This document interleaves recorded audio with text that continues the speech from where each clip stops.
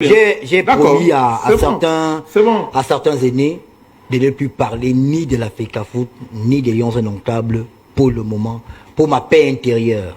Je ne veux pas en parler parce que c'est un sujet qui soulève des problèmes. Mais je sais tout. Je sais d'où vient la lettre, je sais qui a fait quoi, mais je n'en parlerai pas. Ok, d'accord. Donc, on retient donc que sur ce sujet, quel que soit ce que les invités vont dire, vous n'avez pas me demandé la parole. Non. Moi, j'ai promis à certains aînés de ne plus parler ni de la FECAFOOT, ni des Lions indomptables pour le moment, pour ma paix intérieure.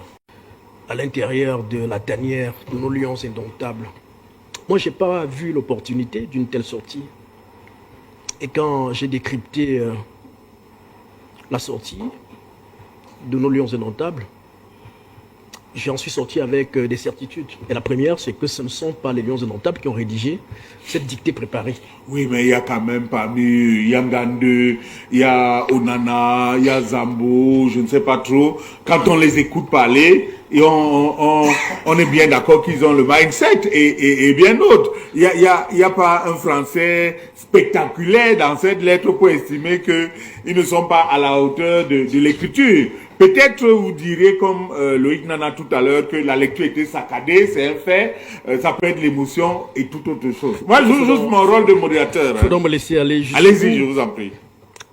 Je suis reconnaissant à votre collègue Loïc Nana qui a fait une lecture sémiotique des images de cette conférence de presse ponctuelle des Lions indomptables. Et on a bien vu, et on n'a pas besoin d'être un grand sémioticien à travers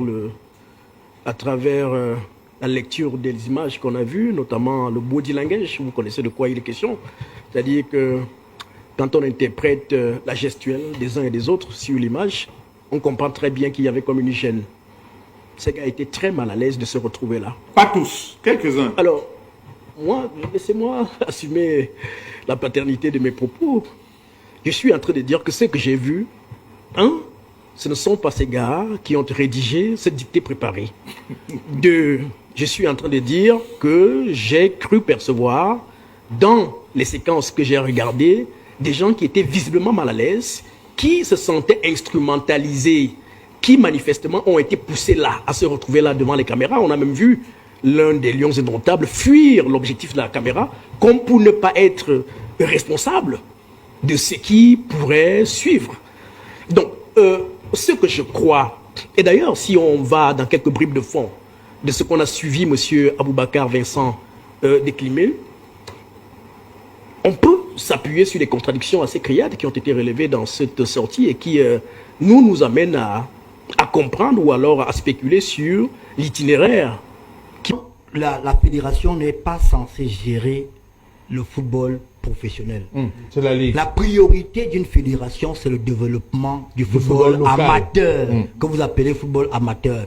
Et quand on veut vérifier l'épaisseur d'une fédération, c'est le nombre de licenciés amateurs que cette fédération compte. Et si vous entrez comme président de la fédération, si on dit par exemple aujourd'hui Ernest Obama est président de la fédération de 2025 à 2030, quel nombre de licenciés il a trouvé et qu'est-ce qu'il a apporté en tant que président de la fédération. C'est pour ça que l'argent que la fédération cherche, en dehors du fait qu'ils soutiennent par exemple l'équipe nationale, parce que l'argent des top sponsors est normalement, les joueurs reçoivent quelque chose. C'est-à-dire qu'en dehors de la prime de participation aux compétitions, il y a une prime de top sponsor qui est envoyée aux joueurs. Mais le reste d'argent, c'est pour financer le football amateur. C'est pour donner les subventions à la ligue régionale, aux ligues départementales et aux ligues d'arrondissement pour qu'elles puissent évoluer. C'est pour financer notamment le football jeune, pour que le championnat jeune se joue et que nous puissions avoir d'autres pépites comme les Carlos Baliba, comme les Andro. En ce qui concerne les maillots, je peux donner un avis qui est neutre, comme d'habitude. Ça va me valoir ce que ça vaut, mais je m'en fous, I don't care. Quand on parle de l'équipe nationale du football du Cameroun, quel que soit l'équipementier, il aura un succès. Si on prend Zemo qui habille la colombe du Dia, on lui donne l'équipe nationale du Cameroun, il peut produire le même maillot. Le design des maillots aujourd'hui ne doit pas vous surprendre, c'est l'intelligence artificielle. Vous mettez quelque chose, les couleurs que vous voulez, on vous propose. Maintenant, vous pouvez ajouter Bouya, Cameroun, peut travailler Patrick, tout le monde peut faire un bon maillot. Là avec un nouvel équipementier, c'est qu'on attend. Première chose, c'est combien il donne. Nike verse plus de 100 millions d'euros, près de 100 millions d'euros à la Fédération française de football pour payer l'équipe de France. Près de 100, convertis ici en CFA, vous voyez ce que ça donne. Et ceux qui sont fans, comme Maître, je ne sais pas pourquoi il regarde le téléphone quand moi je parle maintenant, vous qui êtes fans du changement, la Fédération allemande de football n'a jamais changé son équipementier, c'est Adidas, depuis 70 ans. C'est Adidas. Et vous voyez que Adidas, les produits d'Adidas sont toujours bien, il n'y a pas de changement. Mais maintenant, l'équipementier, ce n'est pas seulement présenter le maillot, le short et le bas. On veut avoir les tennis. Voilà. Parce que quand une équipe débarque, quand on dit l'équipe nationale du Cameroun arrive peut-être au Maroc, on veut avoir des joueurs qui ont les mêmes uniformes. À l'époque, quand on avait des équipementiers, entre parenthèses, plus sérieux, comme Puma. Adidas, Nike, quand Adidas habille ou Puma habille une équipe, on donne tout. Quand je dis tout, c'est survêtements, maillot d'entraînement, maillot de match, les bas pour jouer, les bas pour les entraînements, les tennis, les sacs pour aller au stade et des gros sacs pour porter des équipements. J'espère que c'est le cas de Fortune, mais je doute fort parce que j'ai vu les vidéos qui circulent sur la toile. J'ai vu une photo que les gars, il faisait un peu d'ironie. Un monsieur qui a un vieux sac Puma sur l'une des photos en question. On espère que Fortune va se mettre à niveau. Il n'y a aucun... Tous les Camerounais doivent acheter leur maillot parce que c'est notre équipe nationale. Mais si on parle des questions techniques, quand vous voyez une équipe, l'équipe de France débarquer ou l'équipe d'Allemagne débarquer, rien que c'est des cantines et des cantines d'équipement simplement. Parce que donc aujourd'hui le changement est bien, mais il faut un changement qui se fait dans la qualité. J'espère que Fortune s'inscrit dans la qualité. Et vous ne pouvez pas comparer. Vous savez, le ranking c'est le ranking. Hein. On peut dire que Paul Biya, il est ceci, c'est là, mais au Cameroun, quand on parle de politique, c'est le numéro 1. Quand on parle de partis politiques sérieux, c'est le RDPC.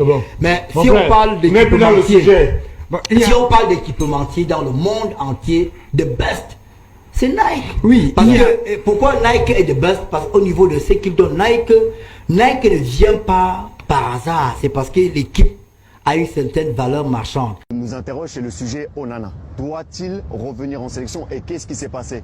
Comment aujourd'hui le Cameroun peut se passer d'un gardien qui aujourd'hui va jouer une demi-finale de Ligue des Champions? Je ne peux pas mettre le problème de l'équipe nationale ici, mais ce qui s'est passé réellement à la Coupe du Monde. On arrive à l'entraînement, on fait la mise en place et le coach il parle, André on en a parlé. Le coach il parle, André on en a parlé, après ils se sont pris la tête vite fait. Après, ils ont continué, commencé à parler. Après, ils se sont pris la tête avec Rigon.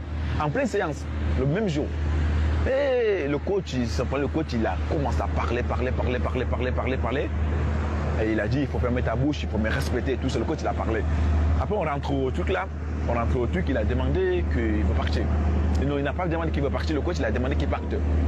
Et moi, je ne sais pas pourquoi. Et il n'écoute pas, il ne respecte pas. C'est comme si, on peut dire, il y a un manque de respect. Il y a un manque de respect vis-à-vis des coachs. Après, on en a. Et dans la vie, c'est ça que j'ai dit. Dans la vie, tu ne peux pas avoir tout confortable. Non. Il faut savoir s'adapter. Des fois, tu peux arriver quelque part, tout est fait. Tout est facile. Là, tu t'interpelles. Il y a des fois, il faut lutter, il faut se battre. Mais aujourd'hui, il doit se battre. Il doit comprendre qu'il doit se battre. Et peu importe les situations qu'il va confronter dans l'équipe nationale, il doit faire profil bas. Et c'est là qu'il va grandir. Parce que le foot, chaque fois que tu mets une image négative, les gens, ils captent ça, ils attendent juste le jour que tu vas trébucher, ils te balancent tout, ça dans la gueule. Ok. Ils doivent être un peu plus... Mais la porte du Cameroun est encore ouverte. Moi, j'ai dit, honnêtement, moi, je ne suis pas contre, le petit doit revenir. Honnêtement, le Cameroun a besoin de lui, c'est un grand gardien, le petit doit revenir. C'est juste qu'il y a des passages comme ça dans la vie, hein. Il y a des passages comme ça dans la vie, mais s'il parvient à prendre ça, je pense qu'il va mieux grandir. Et je pense qu'il a encore des bonnes années de football devant lui. Qu'est-ce qu'on peut souhaiter à